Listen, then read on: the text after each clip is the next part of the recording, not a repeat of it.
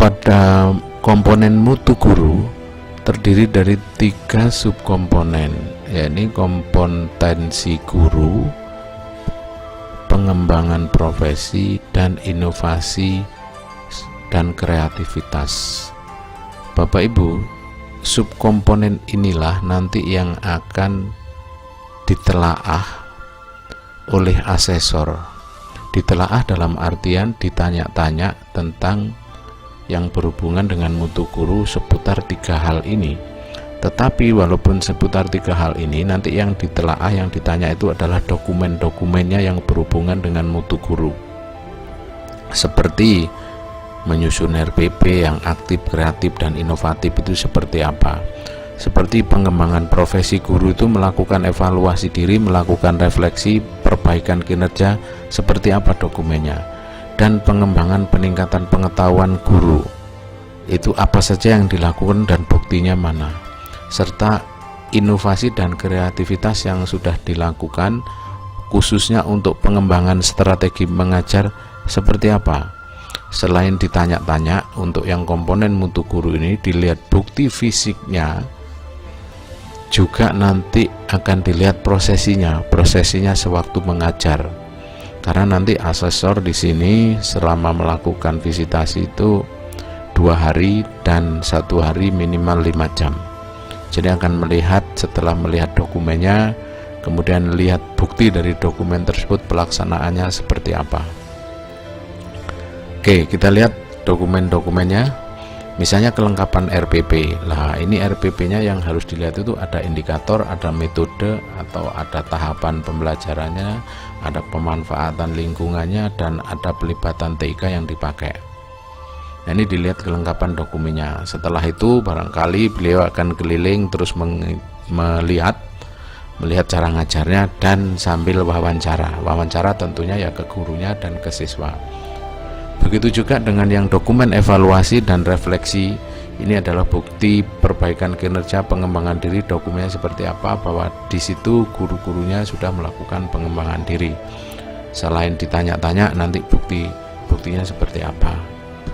Terus karya tulis yang dipublikasikan atau tidak dipublikasikan juga bisa dikumpulkan di komponen mutu guru ini.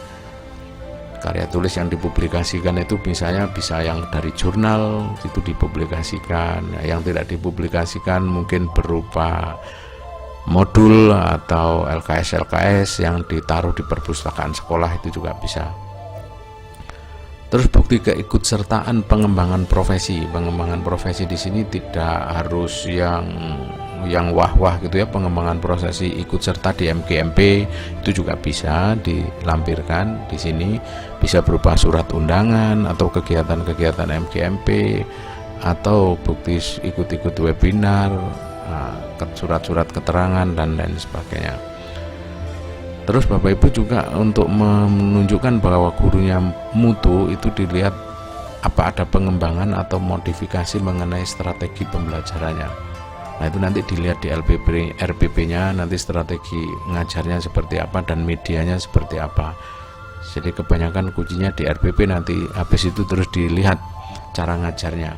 Kan pas waktu ada visitasi kemungkinan ada yang ngajar tuh. Nah, nanti yang ngajar itulah nanti bagaimana supaya menggunakan strategi dan metode yang sesuai yang ada di RPP. Dokumen yang berikutnya yaitu dokumen yang ke-6, yakni evaluasi hasil pengembangan atau hasil modifikasi strategi pembelajaran atau media pembelajaran. Nah, setelah dikembangkan strategi ngajarnya atau medianya, setelah dibuat, apa ada evaluasi ini? Kalau ada, silahkan Bapak Ibu buktinya seperti apa. Nah, ini diikutkan di kelompok ini. Yang terakhir nanti yang ditanya-tanya, bukan yang terakhir, maksudnya standar minimalnya yang ada di dokumen ini, bukti hasil penyebar luasan pengembangan atau inovasinya itu seperti apa penyebarannya.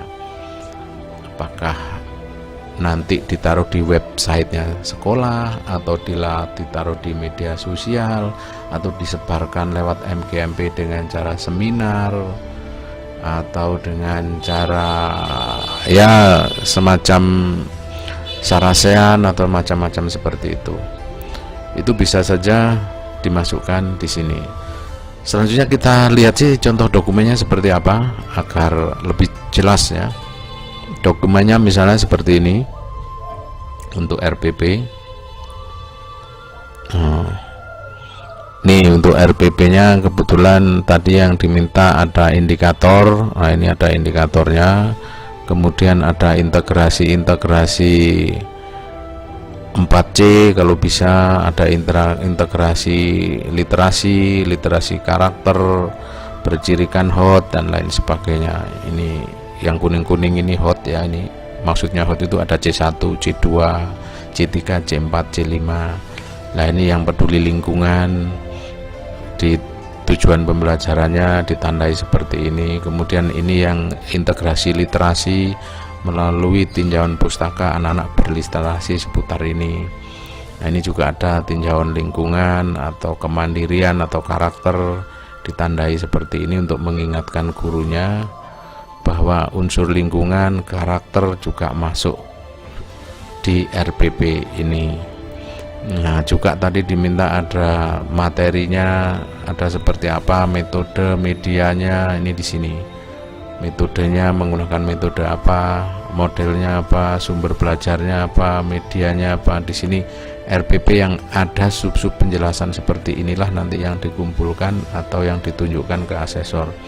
Terus ada langkah-langkah pembelajarannya, ada kegiatan inti, ada menanya, ada mengumpulkan data dan lain sebagainya. Terus ada kegiatan penutup, kemudian ada di pertemuan berikutnya juga dibuat. Nah, ini kebetulan RPP terdiri dari beberapa pertemuan. Di setiap pertemuan ada kegiatan inti, kegiatan penutup seperti biasanya. Ada juga penilaiannya. Nah, penilaiannya di akhir-akhir di sini. Nah, di sini ada sikap, penilaian sikap, ada penilaian pengetahuan, keterampilan dan seterusnya. Nah, ini Bapak Ibu contoh-contoh RPP-nya. Baik, ini RPP yang ideal dan lengkap beserta rubrik-rubriknya. Oke, kemudian apalagi yang diminta selain RPP? Dokumen evaluasi diri, pengembangan diri. Seperti apa membuatnya? Bisa dibuat seperti pelaporan singkat Bapak Ibu. Misalnya pelaporannya seperti ini. Pelaporan bahwa teman-teman di sana sudah melakukan pengembangan diri. Misalnya laporan pengembangan diri, logo sekolah di sini silahkan diganti, nama gurunya, dinas pendidikannya namanya apa. Ada lembar pengasahan dari kepala sekolah maupun guru mapel. Nah, selanjutnya apa yang dilaporkan, itu judul diklatnya atau judul pengembangan dirinya, waktunya kapan, tempatnya di mana, kemudian tujuan diklatnya untuk apa, lamanya berapa, surat penugasannya nomor berapa, terus nomor sertifikat yang diperoleh nomor berapa. Nah, ini kebetulan sudah diisi. Contoh isiannya, tujuan diklat meningkatkan kemampuan pengelolaan ini bos atau pengelolaan mata pelajaran. Terus materi diklatnya, penyusunan rencana pengembangan dan lain sebagainya. Terus tindak lanjutnya seperti apa, dampaknya seperti apa terhadap siswa, terhadap yang bersangkutan, penutup. Terus lampiran ada ringkasan pengembangan diri, ada sertifikat, surat tugas, surat persetujuan, atau kalau nggak ada surat tugas saja cukup. Atau dibuat matrik seperti ini laporannya, matrik ringkasan pengembangan diri, nama diklat 1, tempat di sini diklat 2, diklat 3, itu kalau diklat, atau mungkin seminar, atau mungkin workshop 1, workshop 2, boleh seperti itu Bapak Ibu, dan seterusnya. Tuh contoh pengembangan diri. Sebenarnya karya tulis yang dipublikasikan maupun tidak dipublikasikan, nah ini Bapak Ibu pasti punya karya tulis yang dipublikasikan, misalnya ada di jurnal, ini contoh jurnal atau best practice atau buku-buku atau modul atau LKS. Oke, kemudian apalagi bukti keikutsertaan pengembangan profesi. Buktinya apa? Buktinya Bapak Ibu bisa sertifikat atau surat undangan, surat keterangan, surat penghargaan, call for paper. Biasanya call for paper itu kalau Bapak Ibu mau jadi pemakalah itu kan sama panitia dapat ringkasan abstraknya, itu bisa disampaikan di sini, ditaruh di sini.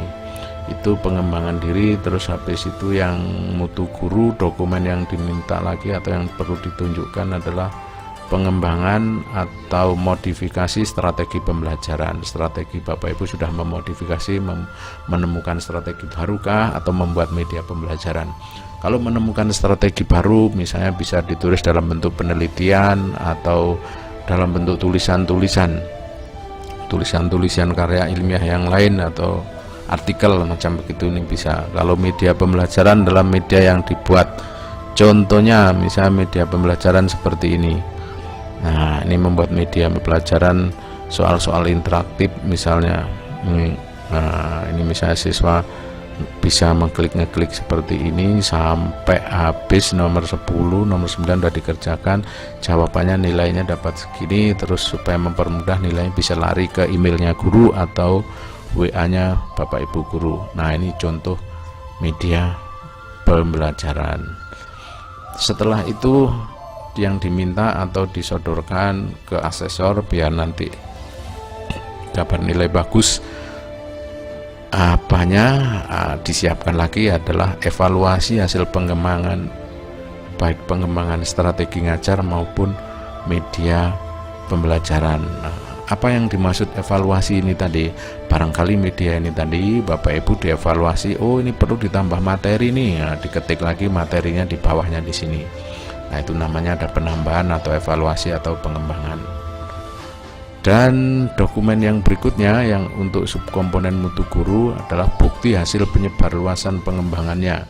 Bapak Ibu, bagaimana hasil-hasil karyanya tersebut? Buktinya sudah disebarkan.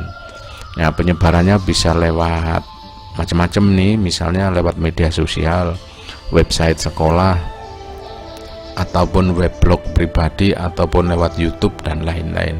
Kebetulan contoh ini adalah lewat YouTube. Nah, ini contoh, bisa lewat Facebook dan lain-lain.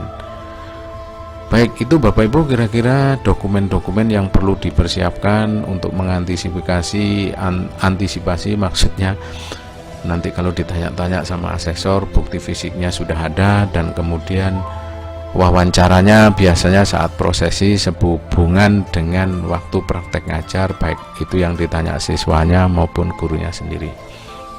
Baik, selanjutnya kita ke manajemen sekolah. Nah, manajemen sekolah ini yang paling banyak ini dokumennya.